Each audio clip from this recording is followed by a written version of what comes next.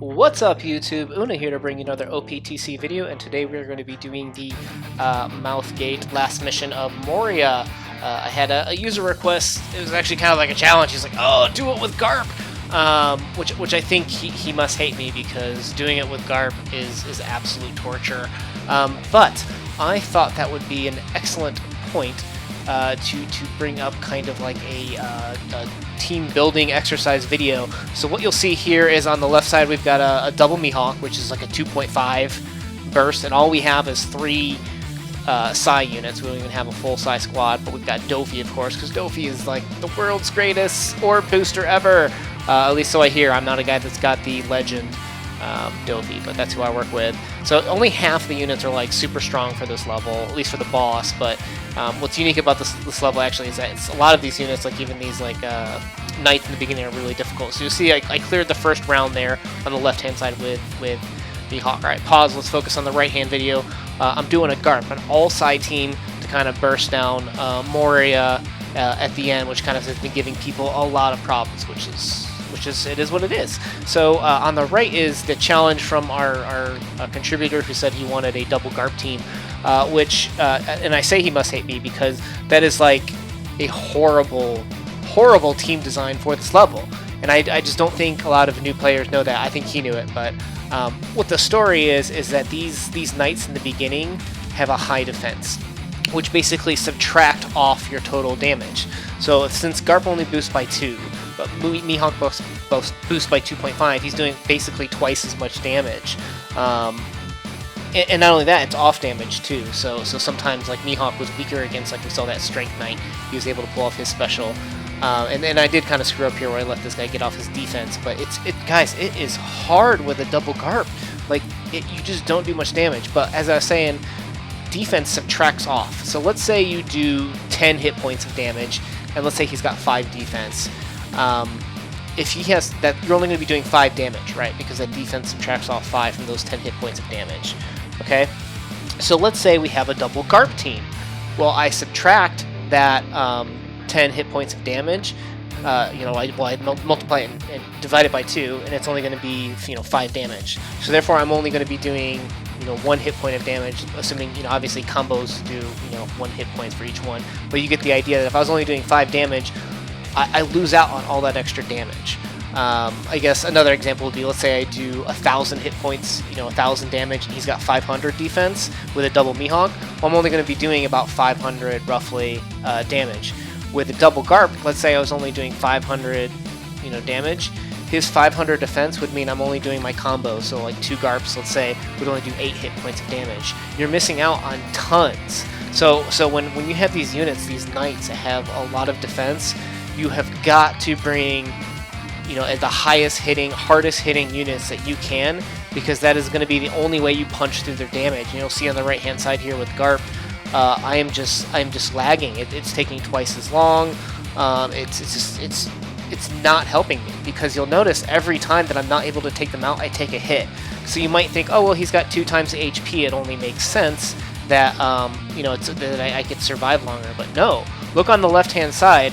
My Mihawk's not really taking damage, and this isn't meant to be scientific, right? The auto heals are different, every turn's different, like I get that. But the idea is that since I'm with a double Mihawk able to take the units out before they attack, I don't take any damage. So therefore the extra HP it doesn't make any sense. And also on this stage, every 2 turns you take a percentage of your total health, like I think it's 5%. You'll see Garp is taking huge amounts of hits. For no benefit. You don't get anything out of that, as opposed to with Mihawk you can punch through the units a lot faster, these knights specifically. So that's why I'd say when it comes to this mission, go to Zenigami or some of those other content producers that do the walkthrough. I like to do something different. I don't want to be a copycat, and plus I like to put out concepts for the wiki.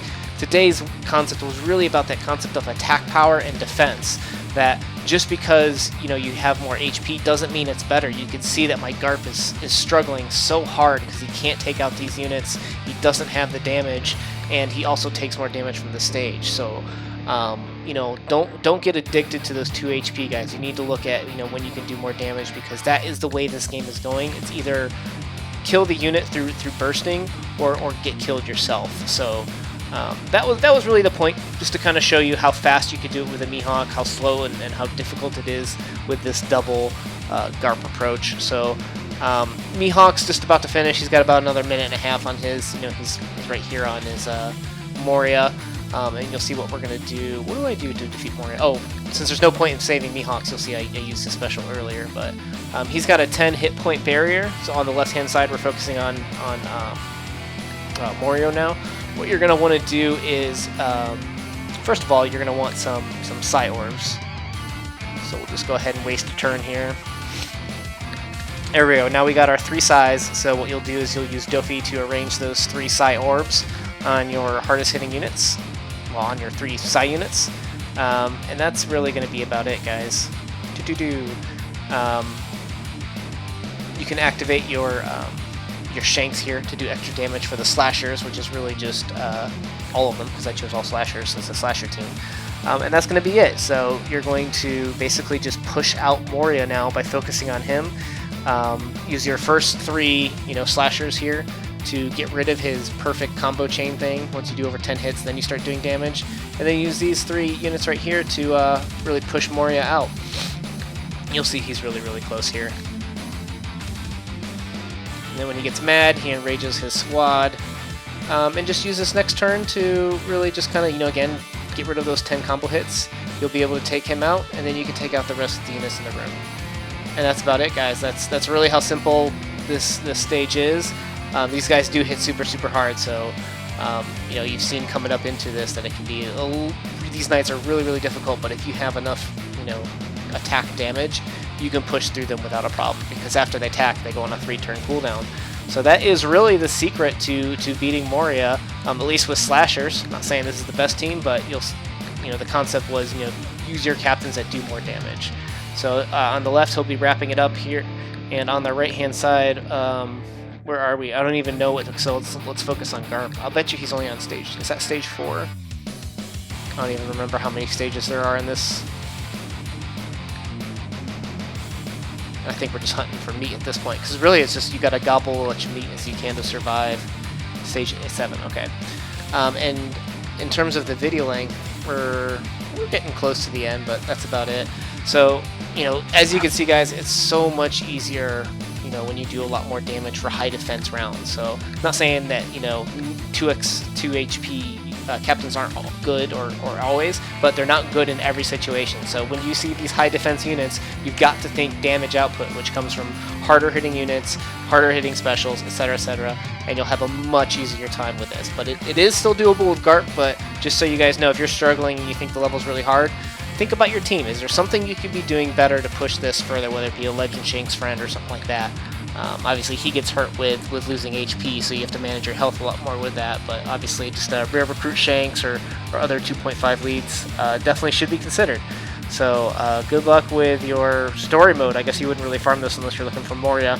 If you are looking for Moria, small tip, wait until you can get to the next Thriller Bark. On the next Thriller Bark, there's some stages where he appears multiple times, so you have better odds of farming him there. So either way, guys, that was a little lesson on defense, and also a little quick tip on how to beat Moria in terms of those burst rounds / perfect shields. So good luck with your, I always say farming here, good luck with your story mode, I guess. Una out, guys.